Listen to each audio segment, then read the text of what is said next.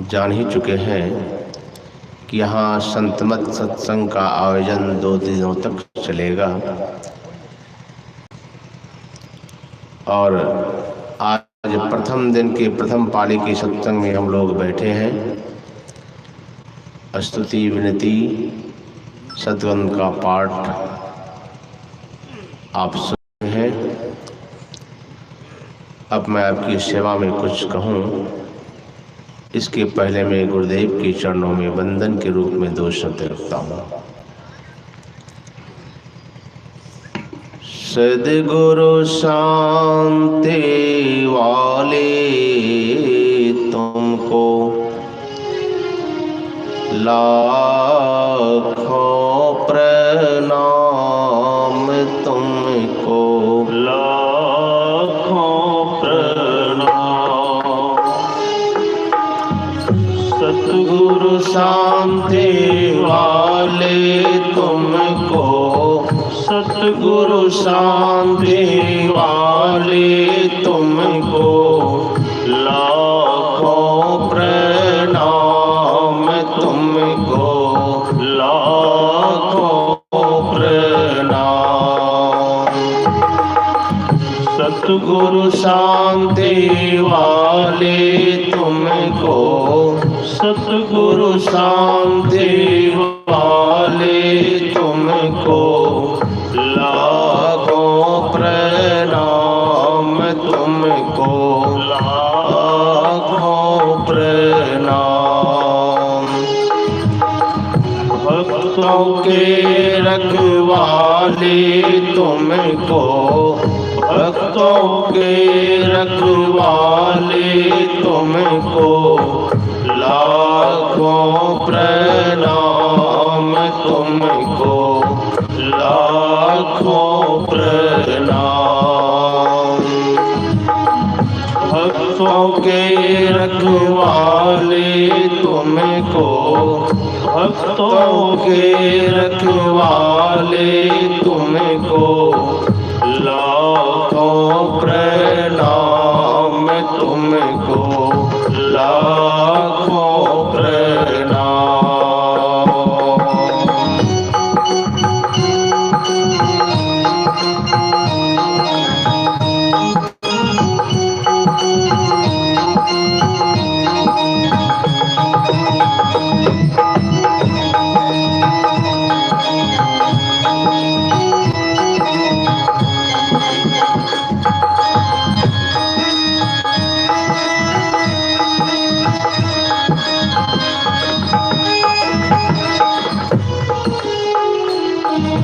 लेकर विषय का प्याला जा रहे थे जम के गाला, लेकर विषय का प्याला जा रहे थे जम के गाला, लेकर विषय का प्याला जा रहे थे जम के गाला। ओ सुधा पिलाने वाले सद्गुरु, सुधा पिलाने वाले सद्गुरु लाखों प्रणाम, तुमको लाखों प्रणाम। सुधा पिलाने वाले सद्गुरु, सुधा पिलाने वाले सद्गुरु लाखों प्रणाम, तुमको लाखों प्रणाम। सद्गुरु शांति वाले तुमको, सद्गुरु शांति वाले तुमको लाखों प्रणाम, तुमको लाखों प्रणाम, तुमको लाखों प्रणाम, तुमको लाखों प्रणाम, तुमको लाखों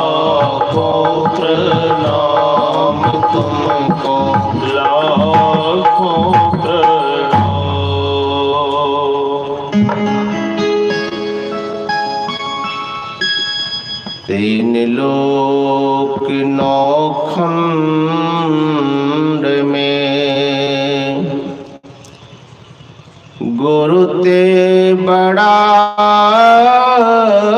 न कोई, करता करे न कर सके, गुरु करे सो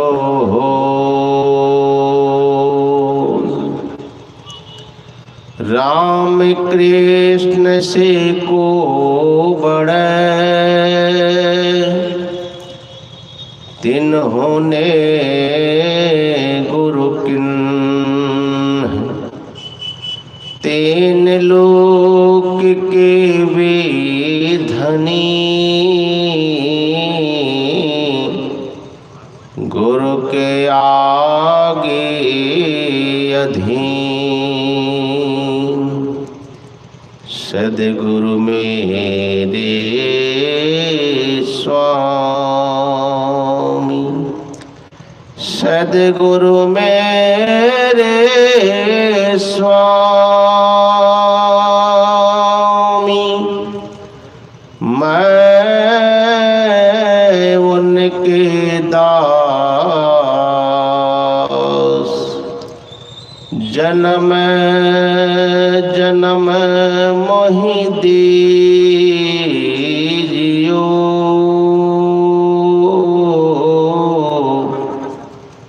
निज चरणन में वास। करुणा के अवतार पतित पावन परमाराध्य सद्गुरु महाराज की चरणों में कोटि कोटि नमन। उपस्थित गुरुजन, सत्संग प्रेमी माताओं एवं बहनों,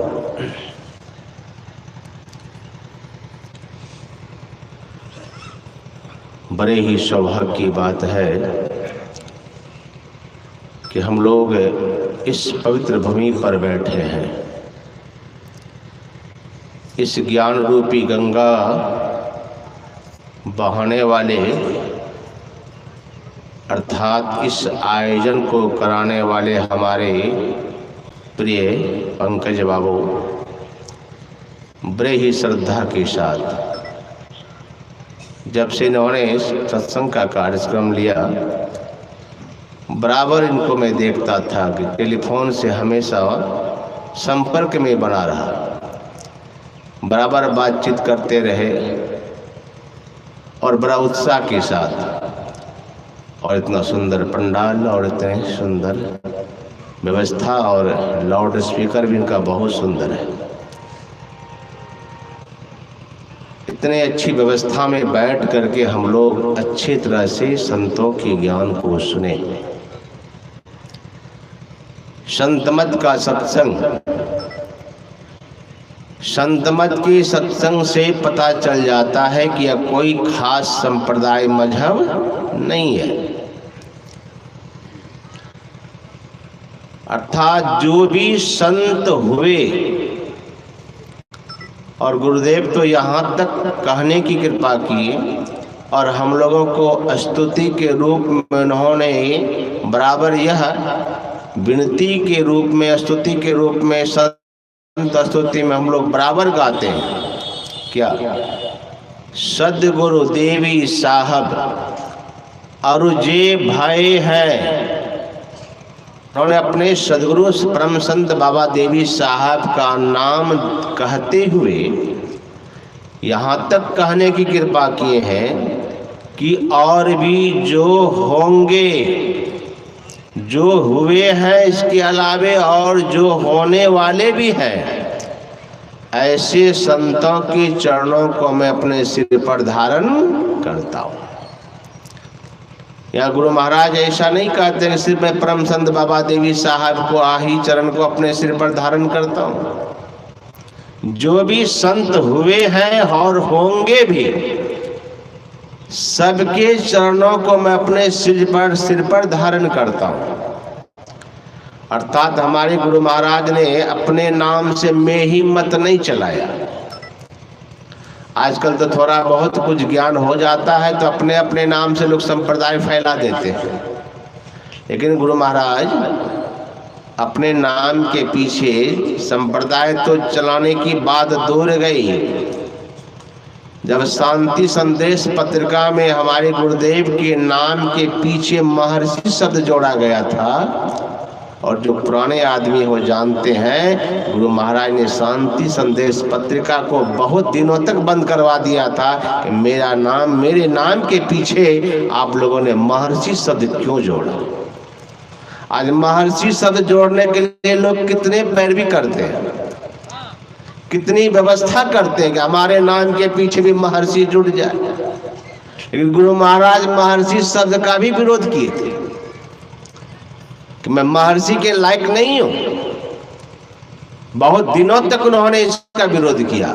शांति संदेश पत्रिका कुप्पा घाट में बंद कर दिया गया था कई महीनों तक। फिर बहुत विनती करने पर तक गुरु महाराज ने आदेश दिया। अपनी ख्याति कुछ नहीं, गुरु महाराज को कभी नहीं अपने नाम के पीछे चले, और कहते थे मैं तो दास के भी लायक नहीं हूं। अपने नाम पर उन्होंने कोई संप्रदाय भी नहीं चलाया। तो क्या चलाया कि संत मत, अर्थात जो भी संत हो गए हैं सभी संतों का विचार क्या है। इसीलिए सभी संत जो भी वे उनका विचार और हमारे वेद उपनिषद गीता सबके वाणियों को संकलन करके गुरु महाराज ने एक सुंदर पुस्तक का निर्माण किया जिसका नाम है सत्संग योग। ये संत मत की रीढ़ है।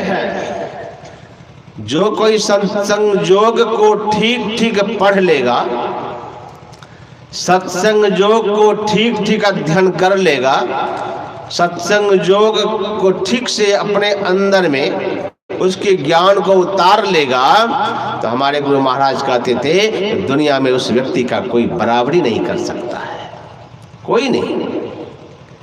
ऐसा पुस्तक सत्संग योग गुरुदेव ने लिखने की कृपा की। तो ऐसे संतों के विचार, संतों के मत को संत मत कहा जाता है। और यह संत मत सत्संग के माध्यम से क्या प्रचार होता है? ईश्वर भक्ति का। कैसा? ज्ञान। उस भक्ति के अंदर क्या है? ज्ञान, योग युक्त। सिर्फ ज्ञान नहीं, ज्ञान योग युक्त ईश्वर भक्ति का प्रचार इस संत मत सत्संग के माध्यम से किया जाता है। कैसा ज्ञान होना चाहिए? किसका ज्ञान होना चाहिए? खूब बढ़िया बढ़िया खाने पीने का, खूब सुंदर सुंदर भोजन बनाने का ज्ञान हो गया तो हो गया, खूब अच्छा अच्छा कपड़ा पहनने का ज्ञान हो गया तो हो गया, खूब सुंदर महल बनाने का ज्ञान हो गया तो हो गया, धन कमाने का ज्ञान हो गया तो हो गया, संसार के विषय को ज्ञान पाने का ज्ञान, भोगने का ज्ञान हो गया तो हो गया। नहीं, ये संसार का ज्ञान नहीं। संसार का ज्ञान तो हम आपसे ज्यादा अन्य प्राणी को भी है भाई। गुरुदेव के हृदय स्वरूप पूज्यपाद बाबा कहा करते थे कि एक सुअर को जितना बिष्टा खाने में सुख लगता है उतना सुख हम आपको अच्छे से अच्छे भोजन में नहीं लगता है। चींटी देखिए कितनी घ्राण शक्ति तेज है, थोड़ा सा शक्कर रख दीजिए कहां कहां से चले आए। और गीत के बारे में कहा करते थे पूज्य बाबा, गीत ही दृष्टि अपार। गीत की दृष्टि हम आप देखिए कहां तक देखते हैं, कितना दूर तक देख सकते हैं, लेकिन गीत की दृष्टि बहुत दूर तक है, हम उतना दूर तक नहीं देख सकते। देखने का सुख, सूंघने का सुख, खाने का सुख, स्पर्श का सुख का ये सब विषय संसार का सुख इस मनुष्य शरीर में से ज्यादा अन्य शरीर में होता है भाई। अन्य प्राणियों में हम भोग सकते हैं। क्या इतना ही ज्ञान हो गया तो काम चल गया? नहीं। खाना पीना सो जाना, सब काम है पशु समाना। अगर इतना ही काम कर लिए, खूब बढ़िया बढ़िया खाने का ज्ञान, सोने का ज्ञान और संतान पैदा करने का ज्ञान और डर भय लगा हुआ है, इतना ज्ञान अगर ही रह गया हम आपके अंदर में, तो हम में और आप में, जो हम आप हैं, हम आप और पशु में कोई अंतर नहीं है। यूँ मानिए कि संतों ने घुमा के कहा है कि यदि सिर्फ खाने पीने का, संतान पैदा करने डर भय लगा है, इतना ही ज्ञान अगर हम आपको है जीवन में, तो संतों ने घुमा के कहा तुम भी पशु ही हो, अंतर इतना ही है, उनको पूंछ है और हम आप बिना पूंछ के पशु हैं। हम आप और पशु में कोई अंतर नहीं है। तो कहेंगे बाबा चलिए इससे बढ़ के भी हमको ज्ञान है। क्या ज्ञान है? क्या ज्ञान है? तो दुनिया में आते हैं हम लोग, क्या क्या ज्ञान करते हैं भाई। जन्म लेते हैं, माँ के पेट से बाहर आते हैं, तो सबसे पहला ज्ञान हम आपको जीवन में किसका हुआ? सबसे पहला ज्ञान हम आप जितने भी संसार में आते हैं, सबको सबसे पहला ज्ञान बच्चे को सबसे पहले माँ का होता है। सबसे पहले हम अपने माँ को जानते हैं। दुनिया में आए तो सबसे पहले अपनी माँ की पहचान होगी। बच्चा सबसे पहले अगर पहचानता है दुनिया में, तो अपनी माँ को पहचानता है। इसलिए किसी ने कहा दुनिया में जब हम आए, माँ के पेट से जन्म लेते हैं, तो जननी जाना। देखिए हम लोग क्या क्या जानते हैं। जन्म लेने के बाद सबसे पहले माँ को जाना, जननी जाना। जननी माने माता। फिर कहते हैं जनक जाना। जनक माने पिता। माँ को जाना, पिता को जाना। बच्चा देखिए सबसे पहले छोटा बच्चा जल्दी माँ के गोद से किसी दूसरे गोद में चला भी जाए, क्यों नहीं? रो रहा है, सब कोई गोद में घुमा रहे हैं, जल्दी चुप नहीं होगा। माँ के गोद में जाते ही बच्चा चुप हो। बस माँ की कितनी पहचान है। फिर माँ ने बताया बाबू ये तुम्हारे पिता हैं, तो बच्चे को पिता का ज्ञान होता है। तो हम आपको माँ का ज्ञान हुआ सबसे पहले दुनिया में आने के बाद, फिर पिता का ज्ञान हुआ। जननी जाना, जनक जाना। फिर उसके बाद भाई को जाना, बहन को जाना। ये हमारे भाई है, ये हमारे बहन है। और बड़े हो गए, बंधु को जाना, मित्र को जाना, सखा संबंधी को जाना। धीरे धीरे बढ़ते गए, उम्र बढ़ता गया। मित्र को जाना, सखा संबंधी को जाना। और बड़े हो गए, शादी हो गई, तो किसको जाना? पत्नी को जाना। अपत्नी पति को जाना। और उसके बाद पुत्र की प्राप्ति हो गई, पुत्र को जाना, पुत्री को जाना। इसके बाद इसकी व्यवस्था करने के लिए अब इसके चलते अब बच्चे हो गए, कोई बात हो गई आज पड़ोस वाले से, तो लड़ना भी जाना, झगड़ना भी जाना। आदि की व्यवस्था में अगर व्यवस्था पूरी नहीं हुई, तो दीन दुखियों का गला घोटना भी जाना। इतना जो जाना कुछ भी नहीं जाना। इतना ही जान के रह गए भैया, तो कुछ नहीं जाना। क्यों? अगर वह नहीं जाना, क्या? अगर वह नहीं जाना, क्या? जिसके पास एक दिन सबको है जाना। भैया वह नहीं जाना जिसके पास सबको एक दिन है जाना, तो दुनिया में कुछ भी नहीं जाना।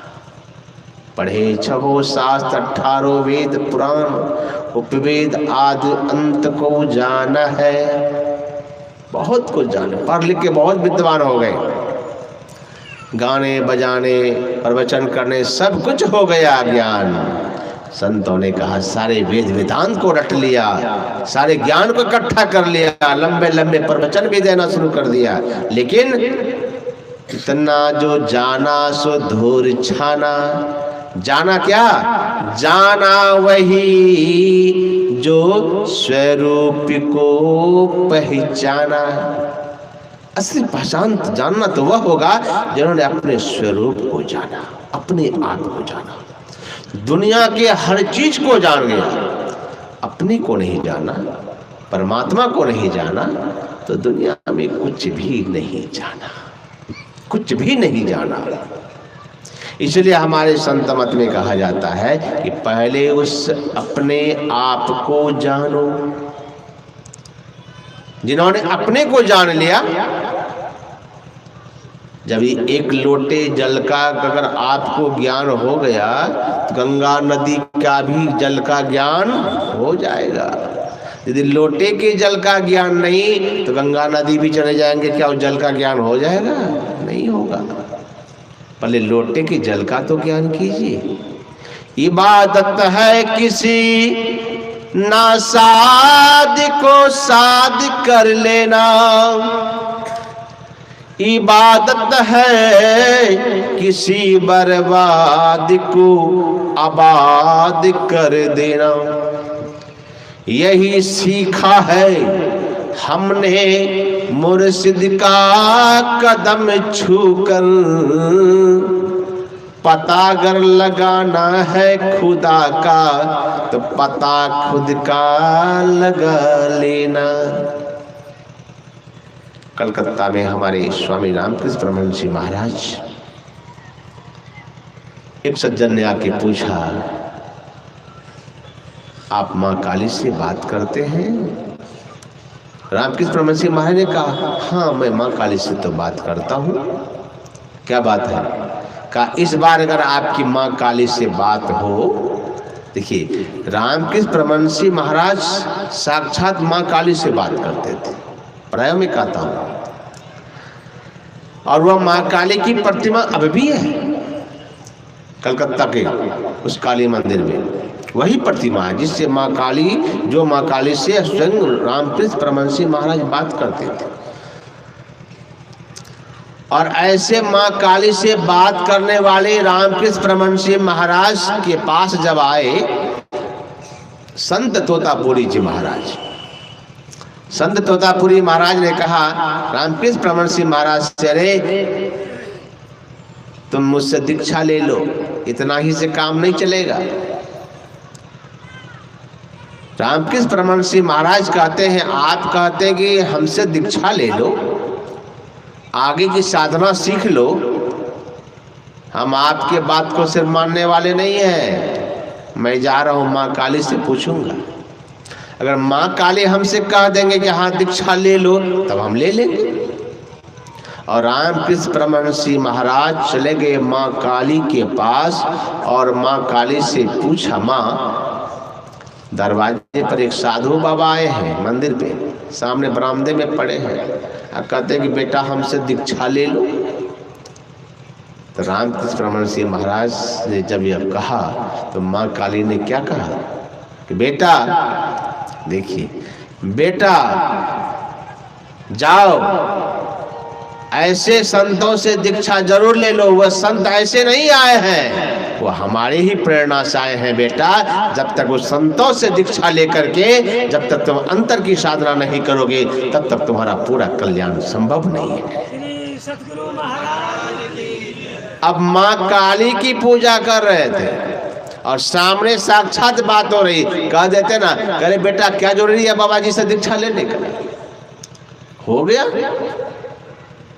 यहाँ प्रतिमा की पूजा, मिट्टी का दीप का पूजा, मिट्टी की प्रतिमा बना लिए, मूर्ति बना लिए, कहते हो गया मेरा कल्याण। यहाँ कह रहे माँ काली के नहीं होगा जब तक कि ऐसे साधु संतों से तुम दीक्षा लेकर के अंतर की साधना नहीं करोगे। बहुत लोग कहते हैं कि महर्षि में ही का चेला सब जो है ना मूर्ति पूजा को नहीं मानता है, देवी देवता को नहीं मानता है। ऐसी बात नहीं है। हमारे गुरु महाराज से भी किसी ने पूछा था कि क्या आप मूर्ति पूजा को मानते हैं? गुरु महाराज ने कहा हाँ, मानता भी हूँ, नहीं भी मानता, दोनों बात का। मैं मूर्ति पूजा को मानता भी हूँ और नहीं भी मानता हूँ। तो मानता हूँ किस अर्थ में? कहा मैं मूर्ति बनाकर अगर कोई उसका ध्यान करे तब तो मैं उस पूजा को मानता हूँ। अब मूर्ति बनाकर मेला ठेला लगा के पैसा कमाने की जिसकी योजना है, ऐसी मूर्ति पूजा को मैं नहीं मानता हूँ। क्यों?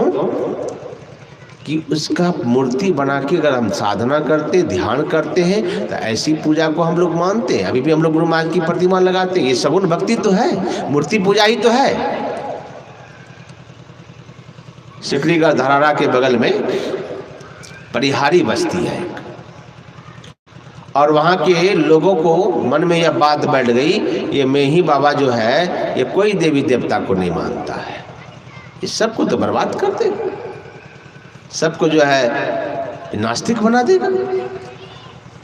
क्या किया? गुरु महाराज का सत्संग का कार्यक्रम लिया गांव वाले ने, और यह सोच करके कि इसका सत्संग का कार्यक्रम ले लेंगे, अब बुला लेंगे, कोई व्यवस्था करेंगे ही नहीं, इसका भी अपमान करेंगे। अपमान करने के ख्याल से गुरु महाराज सत्संग का समय दे दिए। और उस समय की घटना है जिसमें गुरु महाराज बैलगाड़ी पर जाके सत्संग का प्रचार करते थे, सत्संग का प्रचार करते थे। तो गुरु महाराज बैलगाड़ी पर बैठ करके गांव में गए और जैसे गांव में पहुंचे तो गांव के आरंभ में ही एक दुर्गा मंदिर था। तो गुरु महाराज गाड़ी वाहन से पूछते हैं जी ये किस चीज का मंदिर है? कहा बाबा ये दुर्गा मंदिर है, गांव के लोग इसमें दुर्गा पूजा करते हैं, मनाते हैं, पूजा करते हैं। कहा दुर्गा मंदिर है? कहा गाड़ी रोको, गाड़ी रोको। बैल से गाड़ी को नीचे उतारा गया और गुरु महाराज नीचे उतरे, उतर करके दुर्गा मंदिर को जा करके उसका दर्शन किए और हाथ जोड़ के प्रणाम भी किए। और फिर वहाँ से आगे बढ़े, गाड़ी में बैठ गए। फिर कुछ दूर आगे गया, एक मंदिर और दिखाई पड़ा। कहा ये किस चीज का मंदिर है? कहा ये शिव जी का मंदिर है, शिवालय है, भगवान शिव जी का मंदिर है। कहा देख ले इसको भी, ये भी कैसा मंदिर है। और वहाँ भी गुरु महाराज गए, दर्शन किए, हाथ जो के प्रणाम किए। और तब तक जो विरोधी लोग था वो तो लगा हुआ था कि देखते हैं ये मेही दास क्या क्या करता है। जब यह बात गांव सबके कान में गई, अरे लोग कहता कि मेही बाबा नहीं मानते हैं देवी देवता को, देखे कि दुर्गा मंदिर में जाके उसको भी प्रणाम किए, शिव जी के भी मंदिर में गए, दर्शन किए, प्रणाम किए। ये तो बिल्कुल झूठी बात है। अब सबकी श्रद्धा गुरु महाराज के प्रति हो गई और सबके गुरु महाराज को आदर सत्कार के साथ ले जा करके खूब सुंदर ढंग से इतना सुंदर पंडाल बनाया, इतनी व्यवस्था की, इतना प्रचार किया और लगातार वहाँ 2 दिनों तक धूमधाम से सत्संग भी हुआ। सतगुरु महाराज ऐसी बात नहीं है कि हमारे गुरु महाराज देवी देवता को नहीं मानते हैं, मानते हैं। लेकिन गुरु महाराज कहते थे उस सगुण भक्ति को मैं मानता हूँ, हर पूजा को मानता हूँ। लेकिन हमारे गुरु महाराज कहते थे कि अगर यदि आप भगवान राम को मानते हैं तो भगवान राम की ही पूजा, एकनिष्ठ भक्ति का उदाहरण था गुरु महाराज का। अगर राम की पूजा करते हैं तो ऐसा नहीं थोड़ा सा राम की भी पूजा कर लिए, थोड़ा कृष्ण भगवान की, थोड़ा काली माँ, दुर्गा माँ, छठ माई, कौन कौन माई जो करते हैं, का इतना जो है 25 को करने की जरूरत नहीं है। अब 33 कोटि देवता है भाई हमारे हिंदू समाज में। अब 33 कोटि देवता में माई दाई लोग 10, 20, 25 की पूजा कर लेते हैं या हम भाई लोग कर लेते हैं। अब बाकी तो पूजा नहीं हो पाती है। तो सब खूब आशीर्वाद देंगे? नहीं, ये सब तो बिल्कुल नाराज होंगे। हमारे गुरु महाराज कहते हैं ऐसी पूजा करो, ऐसी पूजा करो जिसकी पूजा करने से 33 कोटि देवी देवता ब्रह्मा विष्णु महेश की पूजा हो जाए। वो कौन पूजा है? वह है गुरु पूजे सब देवन पूजे, गुरु पूजा सबकी पूजा। क्यों? गुरुर् ब्रह्मा गुरुर् विष्णु गुरुर्देव महेश्वर गुरुर् साक्षात परब्रह्म तस्मै श्री गुरुवे नमः। रामकृष्ण परमहंस महाराज से मां काली ने कहा, बेटा जाओ दीक्षा ले लो। और रामकृष्ण परमहंस महाराज संत तोतापुर से दीक्षा ली। तब साधना के इतने बड़े संत की उपाधि मिली। आज वही रामकृष्ण परमहंस महाराज से सज्जन ने पूछा कि सुनता हूं आप मां काली से साक्षात बात करते, कहां बात तो होती है। कहा इस बार अगर आपकी बात हो तो आप मां काली को हमारे पास भेज दीजिएगा। कसो क्यों?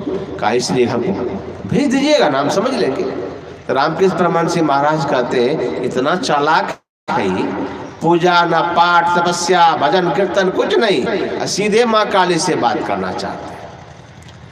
तो रामकृष्ण परमहंस महाराज ने कहा एक काम करो, हम भेज देंगे, मां काली को तुम्हारे पास भेज देंगे, लेकिन अपना पता तो दे दो, कहाँ भेजेंगे? कोई पता तो होगा तुम्हारा, कहाँ पता है मेरा? तो सज्जन ने कागज पर अपना मकान नंबर मोहल्ला नंबर सब कुछ लिख के दिया। अब कागज जैसे दिया रामकृष्ण परमहंस महाराज को, का क्या लिखे हो? का ये मकान नंबर मोहल्ला नंबर ये सब लिख के दिए हैं। कहा अरे हम तो तुम्हारा पता न पूछे हैं, ये तुम तो घर का पता दे दिए। घर का पता क्यों दे? तुम अपना पता दो, तुमको ना बात करना है उनसे, तुम अपना पता दो कि तुम कहाँ रहते हो। इस मोहल्ले में तो तुम्हारा घर है, ये मकान तो नंबर तो घर का नंबर है, तुम्हारा कौन सा नंबर है जी? तुम कौन सा नंबर में रहते हो तुम? तब वो सज्जन का दिमाग चकराया, ये तो बाबा ठीक ही कहते, वो तो मेरा घर का नंबर है, वो तो घर का पता है, अब पता तो देना है मुझे अपना। का तुम कहाँ रहते हो? सोच के बोला, संभल के समय, ओ हम तो इसी 3.5 हाथ का शरीर में रहते हैं। हाँ अब ठीक बोला तुम, अब वो तो घर है, तुम कहाँ रहते हो? शरीर में रहते हो। तो ये बाबू ये बताओ, शरीर में तुम कहाँ बैठे हो? छाती में हो कि कान में हो कि आँख में हो कि गला में हो कि हाथ में हो कि पैर में हो, कहाँ हो? कोई जगह तो होगा। सोच के बोला यही तो हमको पता नहीं है कि हम इस 3.5 हाथ के शरीर में कहाँ बैठे हैं। कहा जब तुमको अपना ही ज्ञान नहीं है कि तुम हम अपने आप कहाँ रहते हो 3.5 हाथ का शरीर में, अम्मा काली को अगर भेज दे तो कोई पता ठिकाना तो है ही नहीं तुम्हारा, कहाँ भेजे बोलो? तुम कहते भेज दीजिएगा, हम भेज देंगे, लेकिन तुमको अपना ही पता अभी तक नहीं कि तुम 3.5 हाथ के शरीर में रहते कहाँ हो, तो हम भेजे कहाँ? अरे बाबू जाओ, संतों से विधि जान करके साधना करके पहले अपने को पहचान लो। जिस दिन अपना ज्ञान हो जाएगा माँ काली को बुलाना नहीं पड़ेगा, माँ काली से वहीं बैठे बैठे तुम्हारी बात हो जाएगी। सतगुरु यही है संत मत का ज्ञान, अपना ज्ञान। आपन हु को खोज मिले तब राम सनहि, जिन्होंने अपना खोज किया उसको परमात्मा की खोज हो गई, फिर अलग से खोजने की जरूरत नहीं है। संत हमारे संत मत में यही शिक्षा दी जाती है कि अपना ज्ञान परमात्मा का ज्ञान ये जब हो जाएगा, जब हम अपना ज्ञान करेंगे परमात्मा का ज्ञान हो जाएगा, तो फिर संसार में लौट के आना नहीं पड़ेगा। फिर हम संसार के आवागमन के चक्र से सदा के लिए हम छूट जाएंगे। और जब तक ये परमात्मा का ज्ञान नहीं होगा, जब तक अपना ज्ञान नहीं होगा, तब तक हम संसार के योनियों में चक्कर लगाते रहेंगे भैया। और ये अपना ज्ञान होने के लिए संत मत में विधि है क्या? सबसे पहले हम लोगों के यहाँ एक नाम का जाप बताया जाता है। एक नाम का जाप, एक नाम, कोई भी नाम ले लीजिए। गुरु महाराज ऐसा नहीं कहा, जिस नाम पर आपकी श्रद्धा हो, चाहे राम का ही नाम जपते हैं तो वह भी जपिए, कोई मना ही नहीं। शिव बाबा का ही नाम जपते तो उसको जपिए, कृष्ण भगवान का ही नाम जपते उसी को जपिए, किसी एक नाम का सहारा। ऐसा नहीं आजकल कल कुछ, ऐसा नहीं, कोई एक नाम का सहारा लेकर के उस मंत्र का जाप कीजिए। जाप करते करते करते करते जाप में मन टिक जाए, मन स्थिर हो जाए, तो जाप को भी छोड़ दीजिए।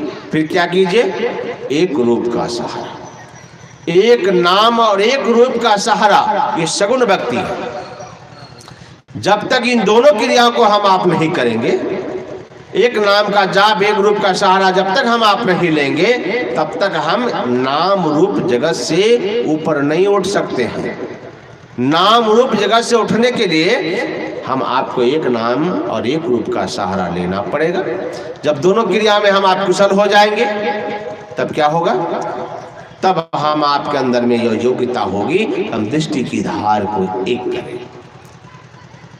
इसी को लय योग कहा जाता है। ये दृष्टि योग की साधना और सब योग की साधना, यही मुख्य साधना है संत मत की। बिंदु और नाद की उपासना, यही मुख्य साधना है। जब तक हम बिंदु और नाद की उपासना नहीं कर लेते हैं, तब तक हम ज्योति और नाद को प्राप्त नहीं कर सकते। बिंदु ध्यान और नाद ध्यान विधि, दोनों क्रिया को करना पड़ेगा। तो इसकी महिमा कितनी है, हम बिंदु और नाद की उपासना करेंगे तो कितना फल मिलेगा। तो हमारे शास्त्र में आया है कि पूजा कोटि समं स्तोत्रम, पूजा करने से जितना फल मिलता है उससे करोड़ गुना फल मिलता है स्तुति गान करने से। स्तोत्र कोटि समं जापः, स्तुति गान करने से जितना फल मिलता है उससे करोड़ गुना फल मिलता है मंत्र का जाप करने से। जाप कोटि समं ध्यानम, जाप करने से जितना फल मिलता है, जितना सिमटाव होता है उससे करोड़ गुना सिमटाव होता है स्थूल रूप का ध्यान करने से। और ध्यान कोटि समं लयः, ध्यान करने से जितना स्थूल रूप का ध्यान करने से जितना फल मिलता है, जितना सिमटाव होता है उससे करोड़ गुना सिमटाव होता है बिंदु और नाद ध्यान से। यह है बिंदु नाद की मैं जोड़िए, करोड़ करोड़ गुना जोड़ते जाइए। ये जो बाहरी पूजा हम करते हैं इससे कितना करोड़ गुना फल मिल जाता है हमको। और यदि बिंदु योग, बिंदु ध्यान करते हैं, दृष्टि योग की साधना करते हैं, और जो कि सदयोग की साधना करता है, कितना फल, कितना पुण्य होगा उसका अंदाजा नहीं कर सकते उसके पुण्य का। ऐसे साधक जो बिंदु और नाद की उपासना करता है उसके पुण्य का अंदाजा कोई कर नहीं सकता है।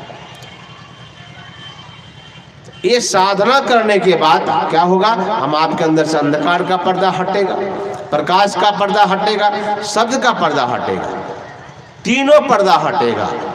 यही तीनों पर्दा रहने के कारण हम संसार के जोड़ियों में चक्कर लगा रहे हैं। गुरु महाराज ने इनके हटे, इन तीनों पर्दा के हटे, माया हटेगी, अब प्रभु से होगी एकता। तब प्रभु का ज्ञान होगा, परमात्मा का ज्ञान होगा। जब तक इन साधना को हम आप नहीं करेंगे, आज चाहेंगे परमात्मा का ज्ञान हो जाए, संभव नहीं है।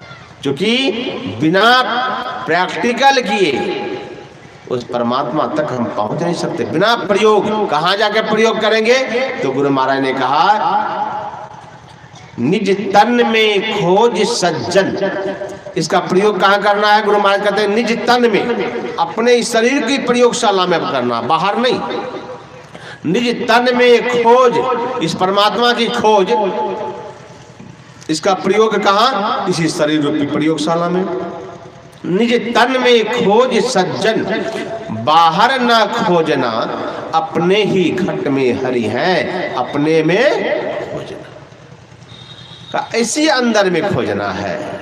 इसके लिए क्या करना पड़ेगा, एक ईश्वर पर अचल विश्वास, पूर्ण भरोसा, अपने अंतर में उनकी प्राप्ति का दृढ़ निश्चय रखना, सद्गुरु की निष्कपट सेवा, सत्संग, दृढ़ ध्यानाभ्यास, इन पांचों को मोक्ष का कारण समझना चाहिए। विश्वास भी होना चाहिए, अधिक भगवान पर भी विश्वास होनी चाहिए, एक ईश्वर पर, और परमात्मा भगवान के पर विश्वास है, उनकी बातों पर भी विश्वास होनी चाहिए, संतों के बातों पर भी विश्वास होनी चाहिए। अगर ईश्वर पर विश्वास नहीं, संतों की बातों पर विश्वास नहीं, संतों के ज्ञान पर विश्वास नहीं, तो हम मोक्ष पथ पर नहीं जा सकते। एक पंडित जी थे, बराबर गीता पढ़ते थे। अब गीता एक श्लोक उनके मन में बैठ गई। भगवान कृष्ण ने गीता में लिखा है कि अनन्यास चिंतयतो भगवान किस कहते हैं? माँ जनोयो पर्युपासते तेषां नित्याभियुक्तानां योगक्षेमं वहाम्यहम्। भगवान किस गीता में लिखे हैं, हे अर्जुन, जो कोई अनन्य भाव से, अनन्य भाव मतलब जो कोई बिल्कुल मुझ पर ही भाव, दूसरी की आस नहीं, आशा एक राम जी से दूजो आशा छोड़िए, और नाता एक राम जी से दूसरो नाजा तोड़िए। एक नाता परमात्मा से, एक विश्वास परमात्मा से, किसी पर भरोसा नहीं, अनन्य भाव से, अन्य का कोई भरोसा नहीं। भगवान किस गीता में लिखते हैं, हे अर्जुन, जो अनन्य भाव से मेरी भक्ति करता है, मुझ पर भरोसा करता है, मुझको समर्पित कर देता है, मेरी शरण में आ जाता है, मेरी आराधना करता है, हे अर्जुन, उसका योगक्षेम मैं करता हूँ। योगक्षेम का मतलब होता है उसके खाने की व्यवस्था, उसके रहने की व्यवस्था, उसके जाने की व्यवस्था, उसके पहनने की व्यवस्था, मतलब सारी व्यवस्था हे अर्जुन मैं करता हूँ। जब इस श्लोक को पंडित जी पढ़ा तो पंडित जी के मन में बात बैठ गई कि जब भगवान कह रहे हैं जो मेरे अनन्य भाव से पूजा करता है, मेरी आराधना करता है, मेरी तपस्या करता है, मेरे चरणों में सौंप देता है, मेरी शरण में आ जाता है, हे अर्जुन, ऐसे की व्यवस्था, खाने की, रहने की, पीने की सारी व्यवस्था मैं करता हूँ, मैं करता हूँ। पंडित जी सोचने लगे जब सारी व्यवस्था भगवान ही करते हैं तो तब तो आपको हमको तो कुछ सोचने की जरूरत है नहीं, हम काहे की चिंता करें? क्यों, किस लिए हम अपनी सोच में करें? तो पंडित जी जो कमाता धन सब खर्च कर देता, कुछ जमा नहीं करता, और मन मन गुनगुनाते रहता पंडित जी बैठ करके, हमारे साथ है भगवान तो किस बात की चिंता, हमारे साथ है भगवान तो किस बात की चिंता, हमारे साथ है भगवान तो, हमारे साथ है भगवान तो किस बात की चिंता, हमारे साथ है भगवान तो किस बात की चिंता। हमारे साथ, पंडित जी के मन में भाव था, हमारे साथ प्रभु है, हमें किस चीज की चिंता? चरण में रखे दिया भगवान की किस बात की चिंता, चरण में रखे दिया भगवान के किस बात की चिंता, हमारे साथ है भगवान तो किस बात की चिंता, हमारे साथ है भगवान तो किस बात की चिंता,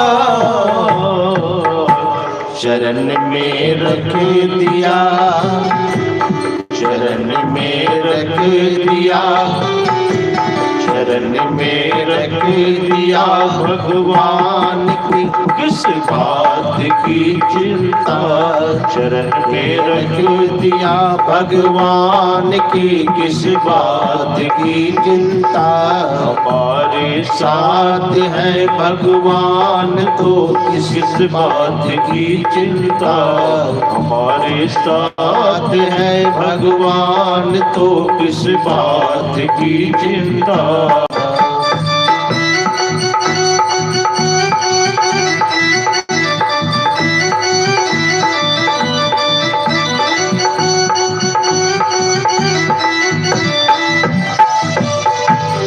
पंडित जी गुनगुनाते, हमारे साथ है भगवान तो किस बात की चिंता। भगवान पर पूर्ण भरोसा भी किया, व्यवस्था चल भी रही थी, व्यवस्था हो भी रही थी, पंडित जी मगन भी थे, देखते थे हमारे परिवार की सारी व्यवस्था प्रभु कर रहे हैं। आहा भगवान, सच कहा तुमने, तुम पर कोई भरोसा करके तो देखिए, सचमुच तुम सारी व्यवस्था करते हो। लेकिन भगवान भी कभी कभी भक्त को बहुत हिलाते हैं, परीक्षा लेते हैं कि भगवान हिलता है कि नहीं।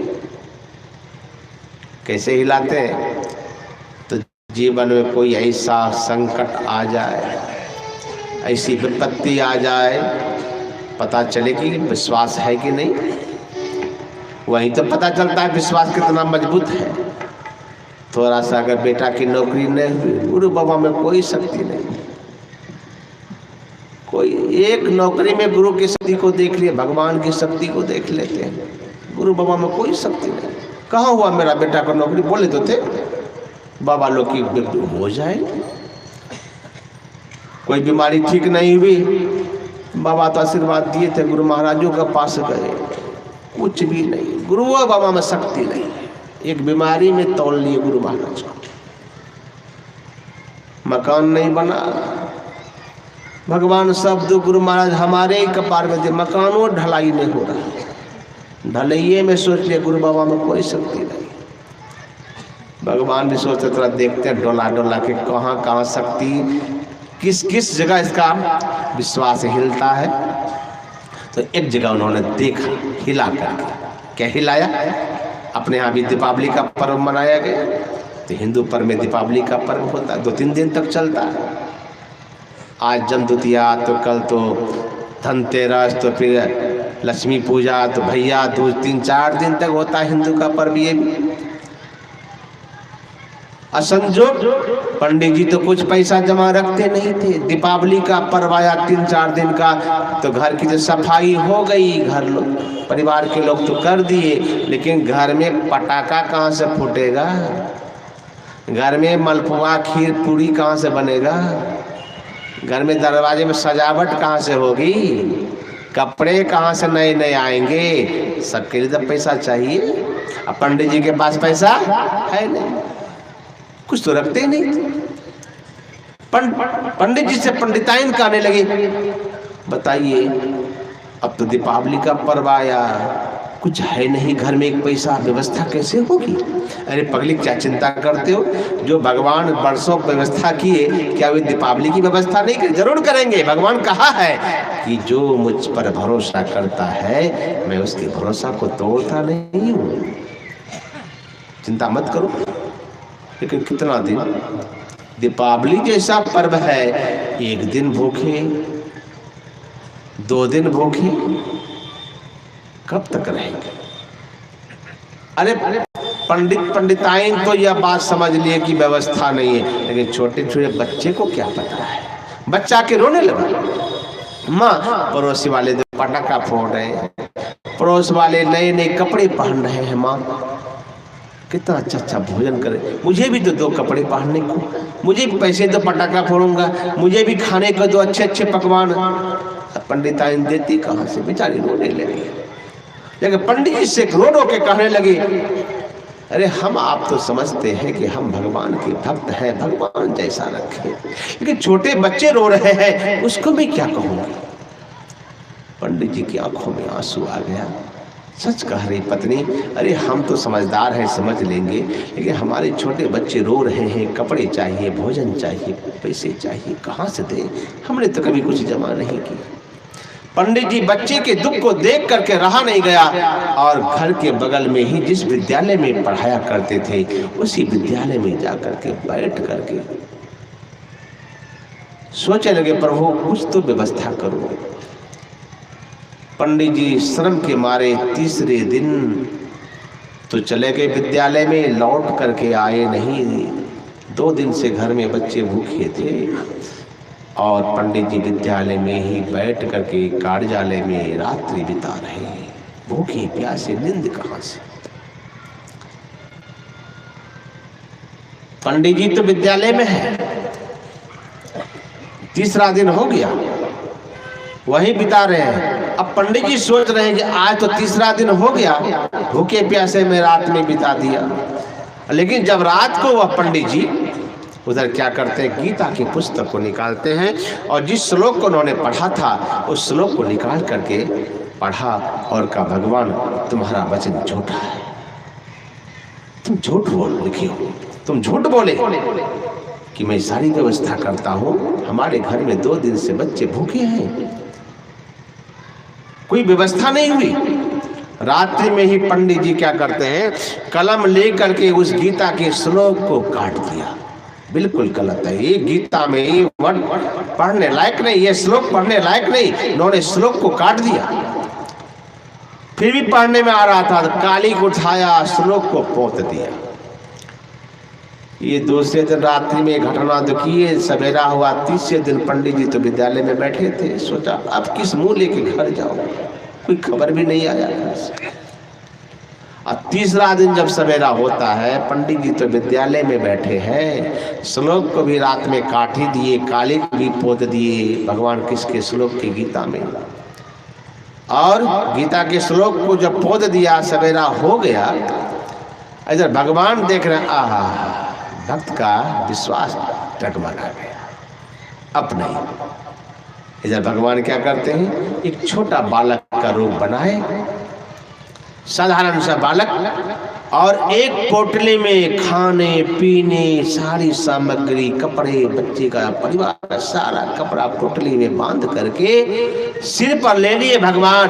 पंडित जी तो विद्यालय में है और भगवान घर पर पहुंच जाते हैं और दरवाजे पर पहुंच करके भगवान पोटली लिए सिर पर खड़े हैं और आवाज लगाते हैं पंडिताइन को, अम्बे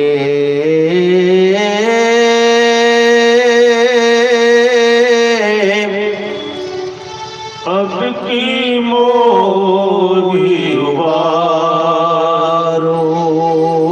अम्बे अब की मोही उबारो, अम्बे अब की मोही उबारो, अम्बे अब की मोही उबारो, अब की मोही उबारो, अम्बे अब की मोही उबारो।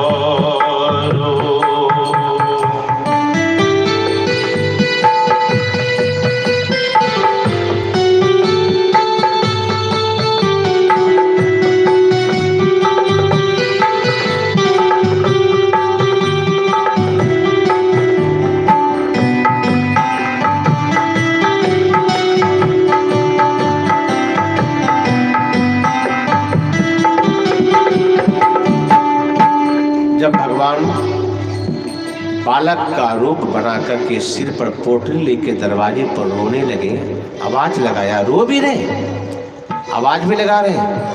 पंडिताइन आवाज सुनती है, दौड़े बाहर निकले, देखते एक छोटा बालक है, सिर पर पोटली लिए। कहा कौन हो, कहाँ आए हो? कहा माँ मैं गुरु जी का ही विद्यार्थी। तो गुरुजी ने भोजन का भार मुझ पर सौंप दिया, आने में विलंब हो गई। भोजन के सब भार गुरुजी, भोजन के सब भार गुरुजी, मेरे सिरे पर डारो,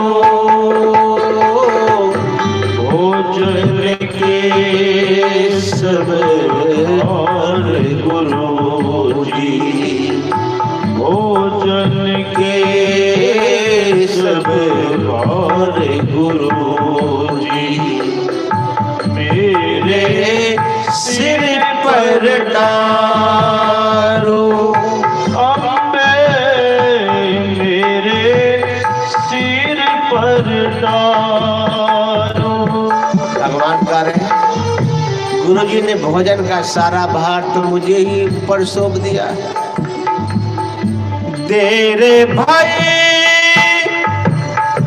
अति दूर बसत है, तेरे भाई अति दूर बसत है, तेरे भाई अति दूर बसत है, ममता से गाँव तिहारो। ममता से गाँव तिहारो, अब की मोही उबारो, अब की मोही उबारो।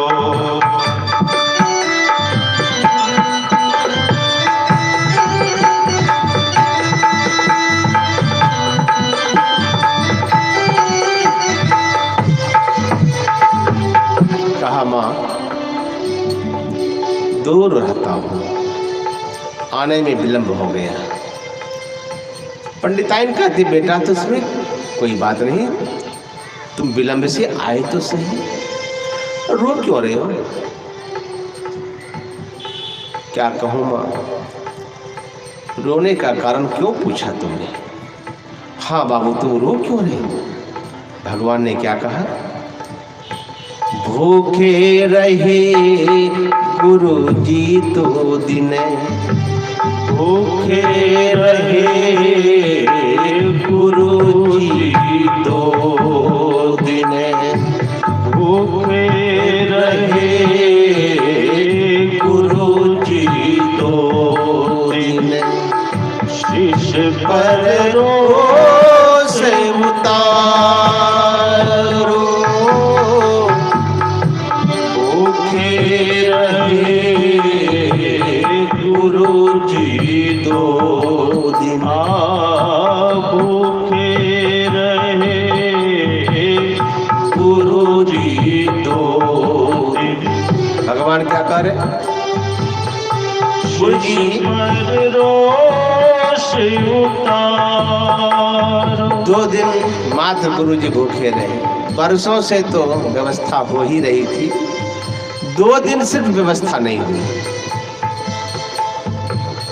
2 दिन भूखे रहे। इसी में गुरु जी को इतना क्रोध आया।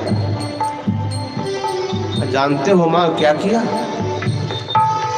इतनी मार मारे मोहे गुरु ने, इतनी मार मारे मोहे गुरु ने, मोह कर दीनों का रो। मोह कर दीनों का रो, अब की मोही उबारो। अब की मोही उबारो, अब की मोही उबारो। पंडिताइन कहती है क्या गुरु जी ने तुम्हें पीटा भी है? कहा माँ इस शरीर पर निशान देख रहे हो ना, ये गुरु जी की मार है, अर्थात भगवान के श्लोक पर जो कलम चलाया, भगवान के शरीर पर मार के दाग आ गए। और कालिक जो पोता था भगवान के श्लोक पर, प्रभु कहते हैं देखते हो गुरु जी को संतोष नहीं हुआ मारने से, तो मुंह में कालिक पोत दिया, श्लोक पर कालिक पोता, भगवान के चेहरे पर कालिक पोता चला गया। पंडिताइन का ऐसे गुरु जी इतनी गुस्सा में आ गए। कोई बात नहीं बेटा, भूखे रहे गुरु जी थे, क्रोध आ गया, गुरु जी की बात को बुरा नहीं मानते, आओ बेटा आओ। भगवान को ले गए, क्या पता पंडिताइन कोई प्रभु ही है। पोटली उतार के दिया, लो खोल के देखते हैं सारी सामग्री दीपावली का भरा है पोटली में, रख दिया। कहा आओ बाबू, तुम्हें मैं अपने हाथों से मुंह धुलाती। पंडिताएं ले जाती भगवान को, जल लेके आती, अपने हाथ से प्रभु के मुंह को धोती है। भोजन कराया, प्रभु चले गए। अब पंडित जी सोच रहे हैं आज तीसरा दिन, न जाने मेरे बच्चे भूखे रो रहे होंगे घर में, पत्नी क्या कहेगी, किस मुंह के लेकर जाऊं, लेकिन जाना तो है। और जैसे पंडित जी तीसरे दिन लौट करके घर आते हैं तो भगवान तो सब व्यवस्था करके चले गए, और पंडित जी जब आते हैं तो देखते हैं घर में चकमक जगमग हो रहा है, सारी व्यवस्थाएं चकाचक, खाने पीने की व्यवस्था, बच्चे नए नए कपड़े पहन के घूम रहे, पटाखे छोड़ रहे हैं। पंडित जी कहा रही, पंडिताएं ये अचानक कहां से हो गया ये सब सारी व्यवस्था? कहा वही जो बालक को आपने कहा था देने को, वही तो दे गया। अब बताइए, बालक को ऐसा पीटा भी जाता है? और पता नहीं, न जाने बालक को तो पीटा ही आपने, न जाने कौन सा कालिक उस बालक के मुंह में पोत दिया था। बच्चा रो रहा था, मुंह में कालिक लगा हुआ था। मुझे देखा नहीं गया तो मैं अपने हाथों से बच्चे का मुंह धुलाई। न जाने कौन सा कालिक आपने बच्चे के मुंह में लगाया, बच्चे का मुंह का कालिक तो धो गया, लेकिन मेरे हाथ में चिपक गया। कहा मैंने कोई बच्चे को न तो पीटा हूं, न मेरे पास कोई गए है, न किसी के मुंह में कालिक लगा। क्या बोलती हो तुम? कहा मैं झूठ बोलती हूँ। पतिदेव से कहने लगे पंडित जी से, क्या मैं झूठ बोलती हूँ? वो क्या बालक झूठ बोल रहा था? अगर मैं झूठ बोलती तो यह हाथ में कालिक कहाँ से आ गया मेरा? वैसे बच्चे के मुंह का तो कालिक है। कहा कौन सा कालिक है, दिखाओ तो मुझे, कैसा कालिक तुम्हारे हाथ में लग गया?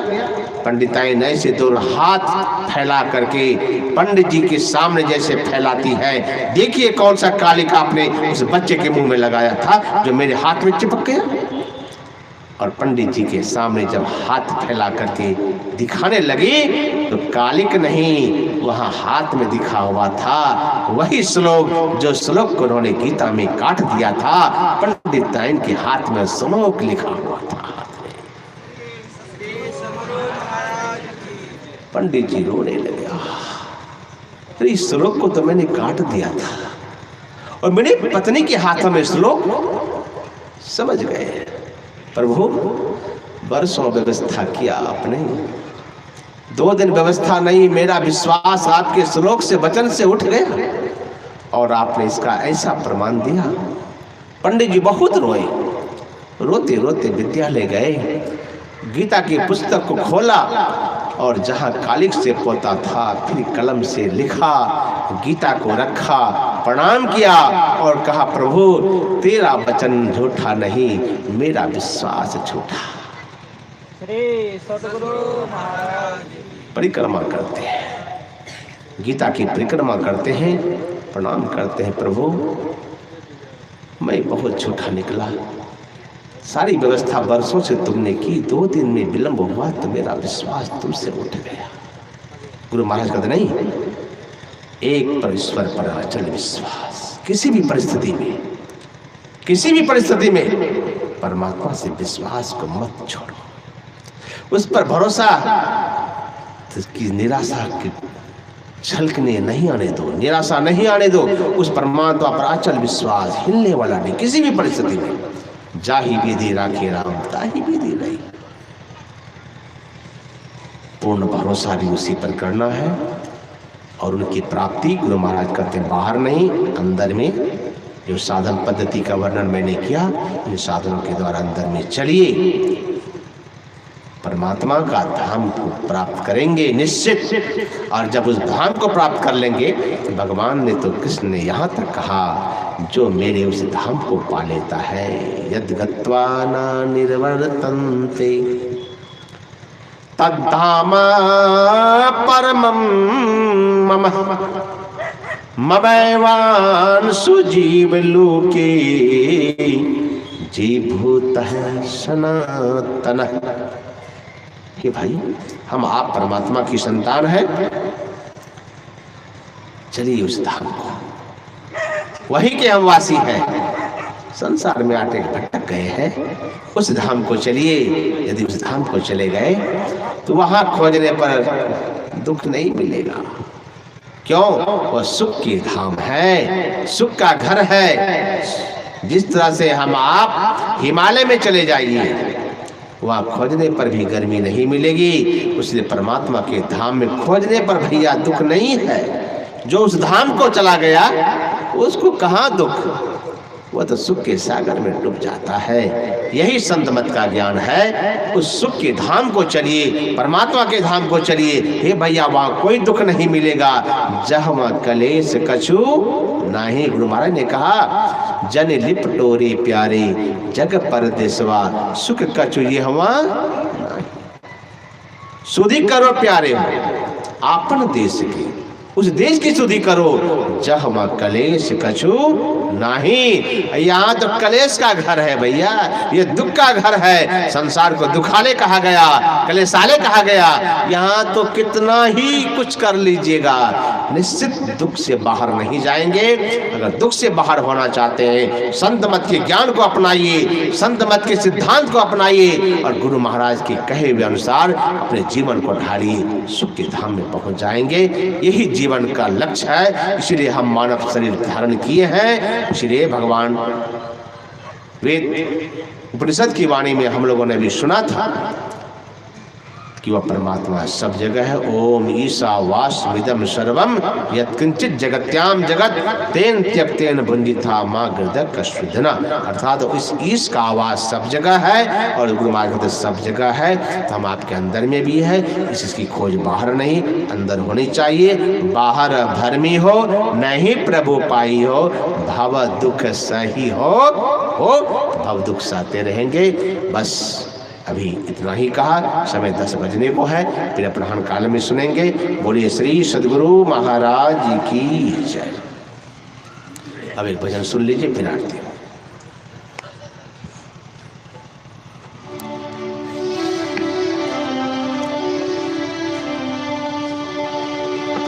बोलिए श्री सद्गुरु महाराज की जय। माइक ऑपरेटर, आपका आवाज़ बहुत सुंदर है, इसी तरह बना के रखिएगा। हर समय में छेड़छाड़ नहीं कीजिएगा। सेटिंग बहुत सुंदर है। हेलो, इसका आवाज थोड़ा बढ़ा दीजिए। ईश्वर को जान बंदे, स्वामी ब्रह्मानंद जी महाराज कहते हैं, ईश्वर को जान बंदे, मालिक तेरा वही है। ईश्वर को जान बंदे, ईश्वर को जान बंदे, मालिक तेरा वही है। कर ले तू याद दिल से,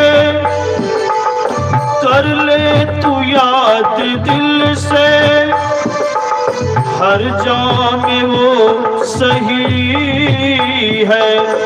कर ले तू याद दिल से, हर जाम में वो सही है।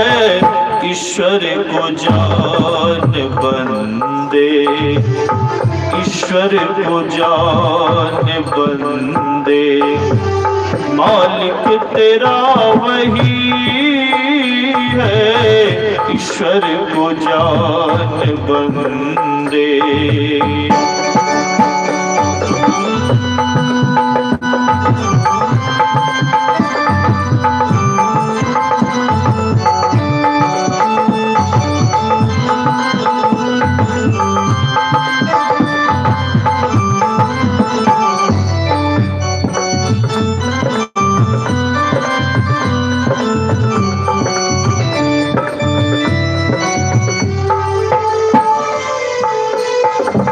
गुरु महाराज ने कहा, वो ईश्वर परमात्मा सब में व्यापक, सबते न्यारा, सब घट एक ही राम। इसी बात की पुष्टि करते हुए स्वामी ब्रह्मानंद जी कहते हैं, भूमि अगन पवन में, सागर पहाड़ वन में, भूमि अगन पवन में, सागर पहाड़ वन में, वन में, वन में, वन में, उनकी सभी भुवन में, उनकी सभी भुवन में छाया समा रही है, उनकी सभी भुवन में छाया समा रही है, ईश्वर को जान बंदे।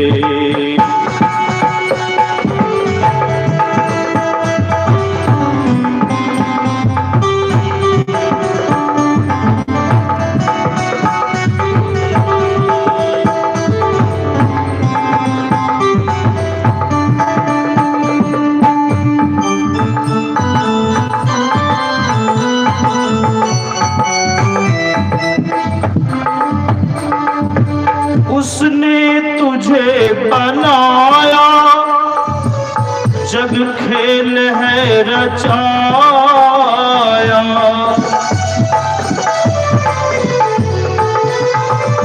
उसने तुझे बनाया, जग खेल है रचाया, रचाया, रचाया, रचाया, तू क्यों से भुलाया, तू क्यों से भुलाया, उम्रा बिता रही है, तू क्यों से भुलाया, उम्रा बिता रही है, ईश्वर को जान बंदे।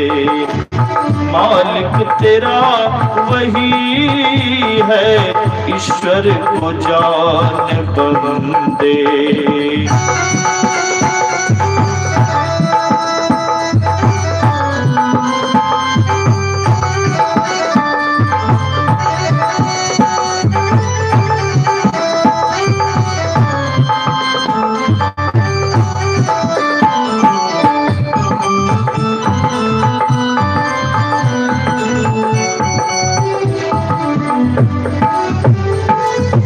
विषयों की छोड़ आशा, सब खेल है तमाशा,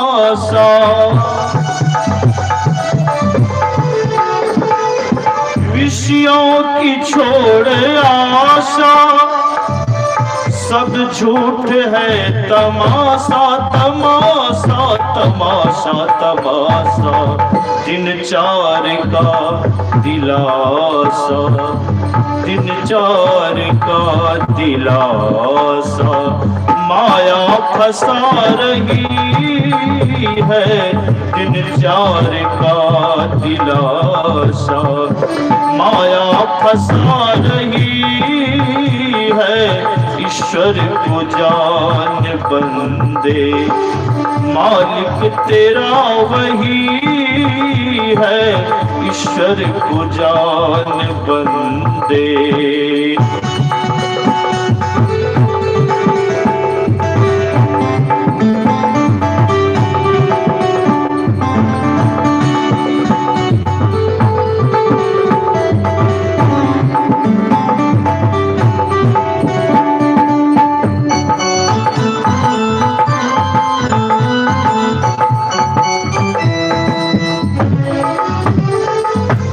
दुनिया से दिल हटा ले, उस परमात्मा को प्राप्त करने के लिए मन को एक तरफ करना पड़ता है। जब तक संसार की ओर से हमारा मन विमुख नहीं होगा, तब तक परमात्मा रूपी रत्न की प्राप्ति होने वाली नहीं है। दुनिया से दिल हटा ले, प्रभु ध्यान में लगा ले,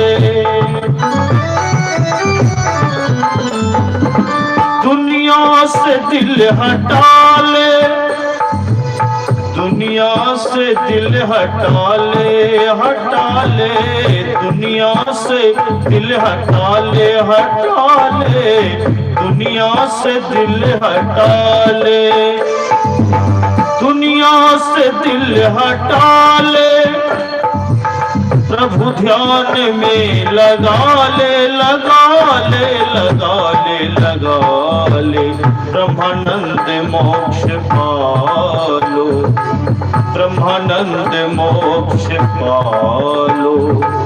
तन का पता नहीं है, ब्रह्मानंद मोक्ष पालो, तन का पता नहीं है, कर ले तू याद दिल से, कर ले तू याद दिल से, हर जाम वो सही है, कर ले तू याद दिल से, हर जाम वो सही है, सही है, सही है, सही है।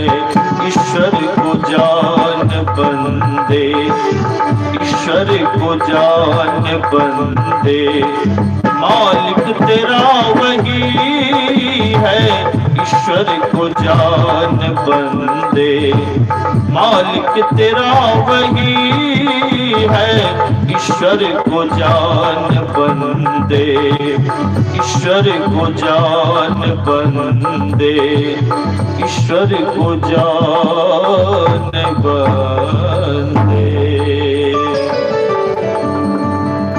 बोलिए श्री सद्गुरु महाराज की जय।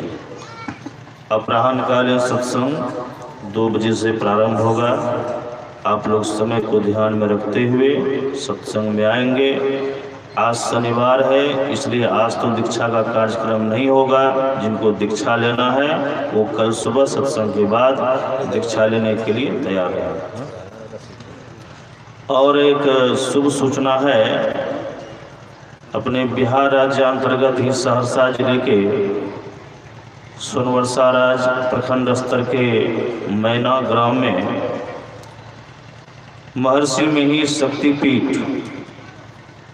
नाम से एक आश्रम बन रहा है, जिसका शिलान्यास महर्षि शाही स्वामी जी महाराज ने कई वर्षों पूर्व कर दिया था। और उस आश्रम के संस्थापक हमारे पूज्य स्वामी श्री ओमानंद जी महाराज हैं। इनके निगरानी में वह आश्रम बन रहा है। तो वहाँ से हमारे स्वामी रविंद्र बाबा कुछ चंदा रसीद लेकर के आए हुए हैं। आप जिन सज्जनों को खुशी से उस सत्संग मंदिर महर्षि मिहिर शक्तिपीठ के लिए जिनको भी सहयोग देना हो, आरती के बाद यही मंच के पास आकर के आप दे सकते हैं।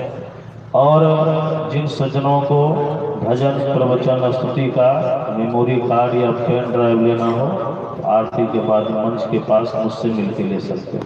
श्री सद्गुरु महाराज की जय।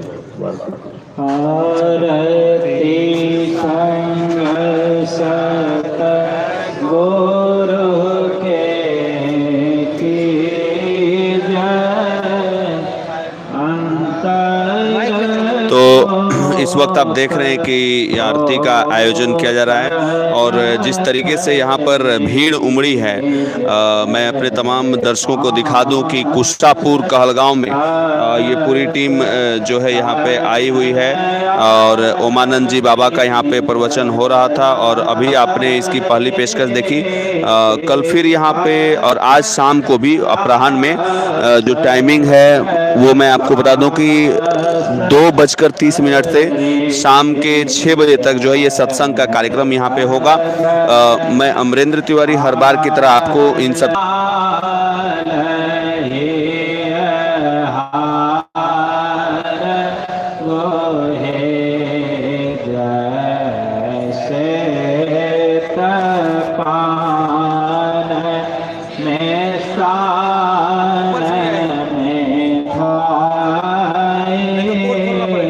चंदन धो दे पर सब से जय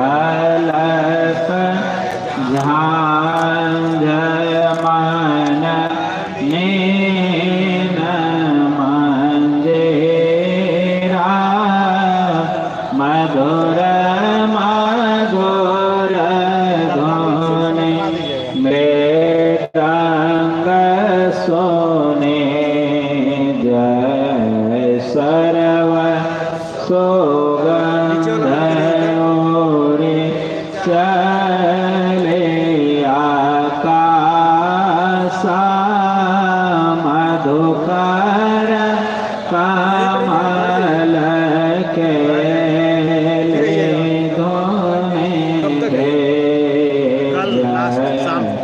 निर्मल ज्योत जरत घट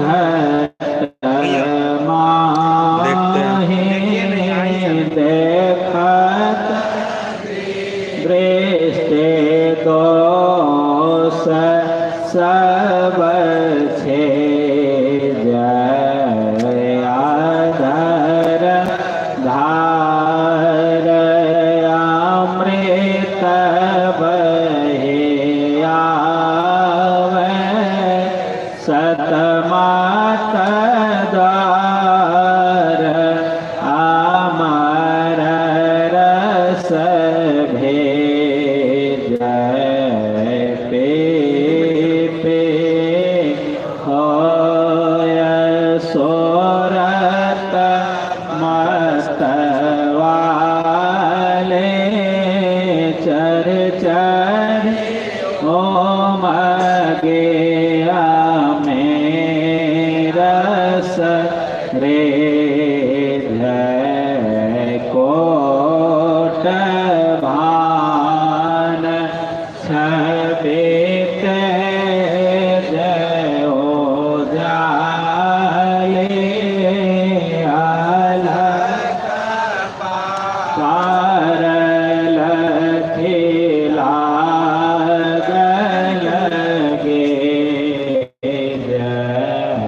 छिन छिन सुरत आधर पर राखे गुरु पर साद आगम रस पे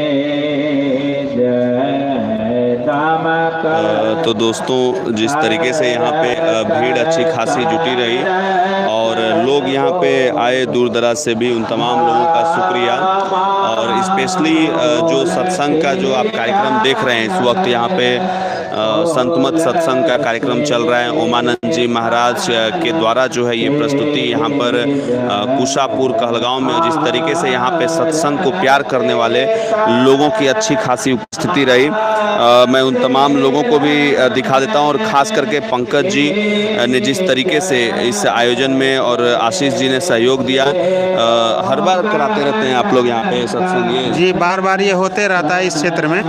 और हम अगले साल 7 जनवरी को पूज्य स्वामी चतुरानंद जी महाराज ने के जन्म दिवस के अवसर पर हमको बिहार राज्य का संत मत का मंच संचालक नियुक्त किया गया। तो इस क्षेत्र में जहाँ भी होता है तो हम संचालन के लिए जाते हैं और लोगों को सूचना देते हैं। चलिए, बहुत बहुत शुक्रिया। तो जो है लोग यहाँ पे जिस तरीके से आए हैं, मैं एक बार दिखा देता हूँ लोगों को। और सत्संग सुनने के लिए जो है लोग दूर दराज से चल के यहाँ पे आए हैं। अच्छी खासी भीड़ है और आप देख सकते हैं किस तरीके से जो है यहाँ पे लोग दूर दराज से भी आए हुए हैं। उन तमाम लोगों को हम दिखा रहे हैं इस वक्त ऑल टाइम पब्लिक इंडिया के लाइव प्रोग्राम में। और जिस तरीके से लोगों की अच्छी खासी उपस्थिति हो रही है, इससे पता चलता है कि लोग आज भी धर्म कर्म के नाम पर आस्था के सैलाब में किस तरीके से बहते हुए वो चाहते हैं कि जो है हमारा देश जो जिस सभ्यता और संस्कृति की बात लेकर हमेशा आगे रहता है, वो चीज़ें जो है हमेशा से दिलों में बनी रहे। और इसी क्रम में ये पूरी प्रस्तुति थी कहलगांव के कुशापुर से। अगले दिन किसी और वीडियो के साथ आपके समक्ष उपस्थित होंगे। तब तक के लिए नमस्कार, आप सभी से विदा लेना चाहते हैं। और सत्संग जो बाबा करा रहे थे ओमानंद जी महाराज, स्वामी ओमानंद जी महाराज, तो उनसे हम बातचीत करेंगे। जो भी लोग हमारे साथ जुड़े हुए हैं, प्लीज़ आप वीडियो में हमारे साथ जुड़िएगा पुनः। लेकिन आपको जो है हरिहर मेला, सोनपुर मेला विनीतानंद जी कह रहे हैं कि हरिहर मेला, सोनपुर मेला वीडियो बनाइए।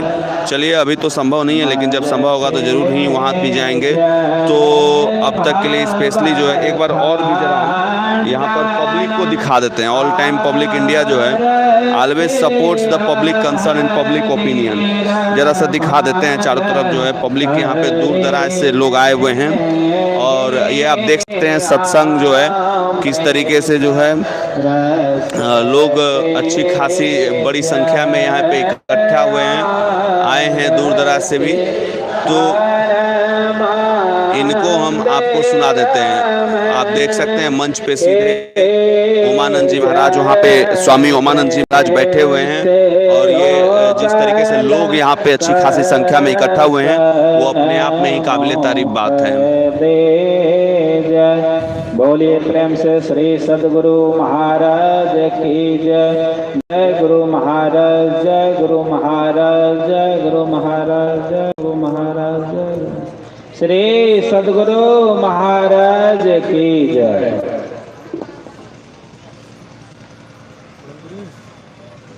श्री सद्गुरु महाराज